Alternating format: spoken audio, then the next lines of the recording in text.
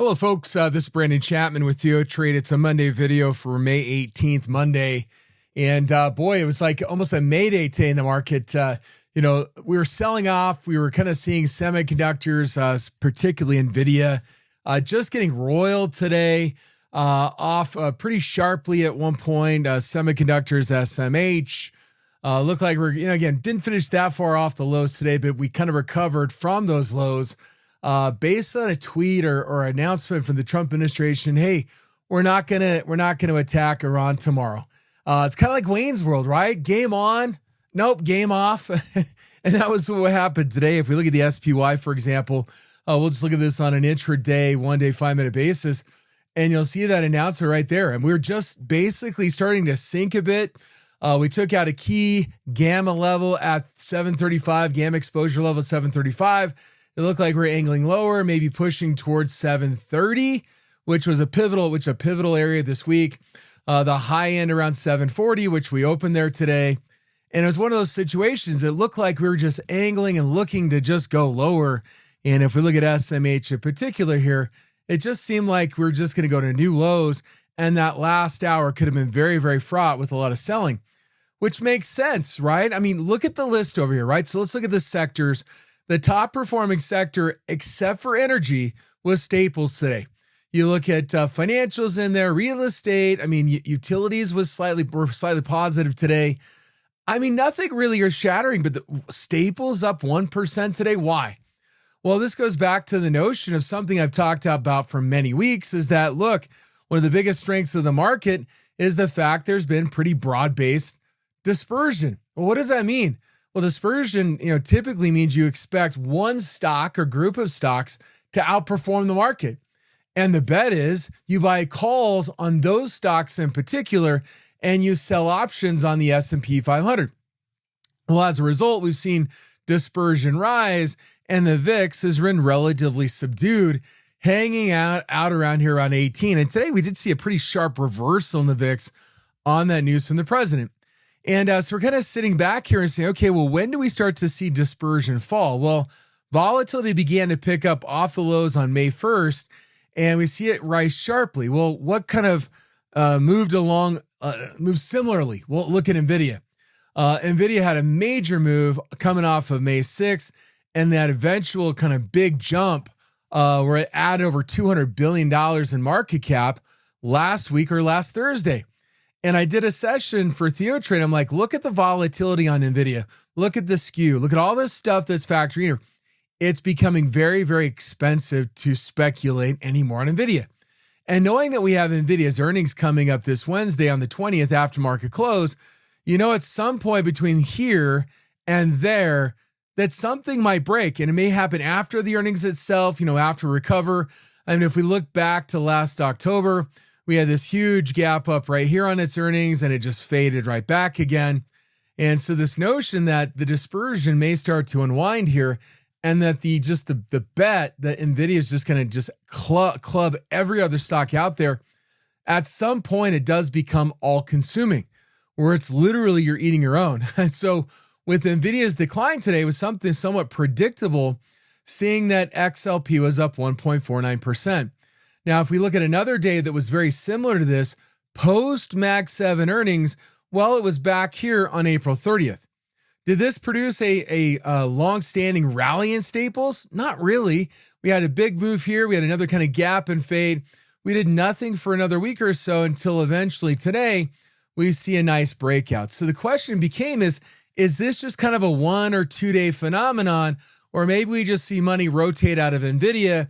And yes, some of it ekes into staples as maybe it's a better value than other parts of the market. But boy, you look at the top 10 holdings within XLP, they're all trading at a forward PE of over 20, with the exception of Altria and Pepsi. And Pepsi, for example, it might have a chance to come off its lows here unless the fundamentals are just uncertain for Pepsi versus Coke. But if you do that challenge, Coke at highs, Pepsi at lows, if we see a continued rally in Pepsi, you have to assume continued rally in staples. The Pepsi might pick up off the lows here, and it might be a better relative value with its forward P at about 15 instead of over 20, which is where Coke is right now.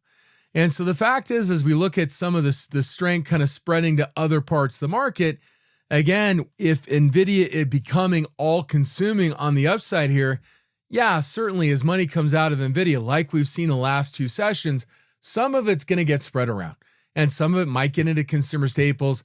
There's not as many big companies here relative to other parts of the market, in particular technology. And Walmart was up nicely at about 1.44%. And so overall, this space did pretty good today. But the bigger issue is this the beginning of a bigger correction in the market? If we look at the VIX 3-index ratio last week, I'm going to just bring up a pairs ratio study here on Thinkorswim. What you'll see is we crossed above 1.2.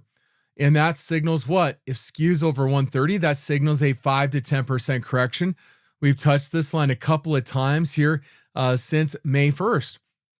And so right now we're just at a point where the market does become more vulnerable, right? The expectations for future volatility are fairly high right now. And the fact of the matter is, as we think about the S&P 500 and we wonder about, what the key driver for the market was the last couple of weeks since the beginning of May down here, well, to be honest, a lot of those put hedges that were put on here and throughout the selling phase here, a lot of those put hedges created upward lift. Well, why? Well, if you're a dealer, you have to hedge those puts since you are then short puts. Someone bought puts, institutions hedging, buying puts, you're now short puts. Well, guess what? You've got to sell stock as a hedge, as a delta hedge. Well, if the market goes up, guess what?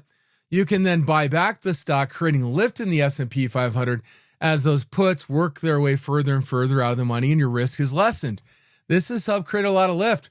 But we just had a monthly expiration. We're heading in a holiday this week with Memorial Day on Monday. And everything's kind of shaping up right now with potential, right? For a downside correction of 5 to 10%. You factor in a new Fed chair. You factor in a midterm election year, May to October, typically produce double-digit declines in the S&P 500. There's a lot of things kind of shaping up right now.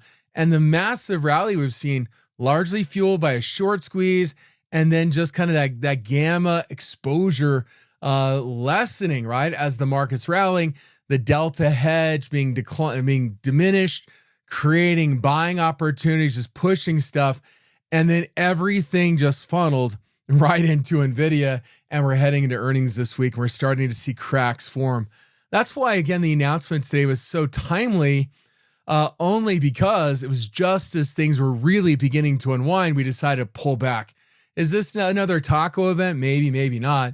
Maybe it's just a coincidence. Well, whatever it is, just understand is that announcement came in and did save the market from potentially something much bigger.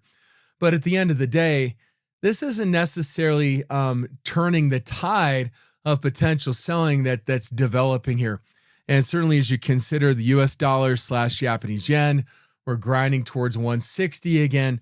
The potential risk that means to the treasury markets. I'm doing TNX : CGI. The potential risk here to the treasury markets, we saw again selling today, breaking through the 4.5% kind of upper bound there. And you look at this going back 3 years, and it looks like we want to break towards 5%. What does Warsh bring? Does he bring as much accommodation as Powell's recently done in terms of expanding the balance sheet through buying T-bills and other things, 40 billion plus a month or however many decided to do? But the point is right now is that the risk with treasury yields rising right now, with the risk of governmental selling on the part of Japan and other countries that may have to sell treasuries to raise dollars to intervene in their markets, we're kind of sitting on this precipice right now, and everything aligning with right now Nvidia's earnings on Wednesday. So I can't understate how significant this might be if we start to see some sell side. The best corollary we have with this high level of dispersion is really last October. Now, the correction began after Max 7 earnings. We saw a boost after Max 7 earnings this go around, but it doesn't mean that the unwind is going to be lesser. In this case, it did produce about a 20% decline in Nvidia, about a 10% decline in Max 7 stocks. And again, we may see that once more, close to a 5 to 10% correction in the S&P 500. So today, while it did limit some of the selling in the end, the potential reversal here is significant, which just means that the downside risks are pretty elevated. Today is a great example. While you got a stick save from Trump's announcement in Iran, this might be a great opportunity to think about, okay, where are you about to trim? What risk are you about to pull back on? How are you about to hedge the potential of a 5 to 10% correction? Because if you wait for an 8% correction, a 10% correction, the typical retail portfolio is probably down 30 to 40 to 50%. So we can't really wait for that 5% move in the S&P to get smacked in the face with a 25, 30% drawdown in your portfolio. This is where you take preemptive action and saying, yeah, maybe we can get to 76. Maybe we can get to 78.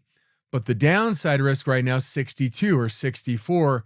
And again, do you want to see that drawdown? So right now, today was a shot across the bow. We're approaching Nvidia's earnings. You can always get right back in.